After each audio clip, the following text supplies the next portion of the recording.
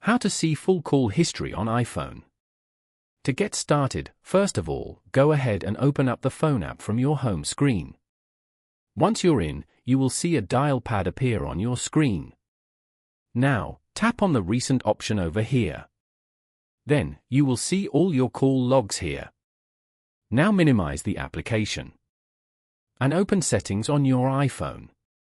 Then, tap on your profile at the top. Once you're in, tap on iCloud. Tap on See All. Here you can manage how apps and features on this iPhone sync to iCloud. Now, find the phone and FaceTime option. Once you find it, toggle on the option. After you are done, all your call history will be saved on iCloud. By following these simple steps, you can easily see full call history on iPhone. Thank you for watching. Please leave a like if this tutorial helped you, or leave a comment below if you have any questions related to the video.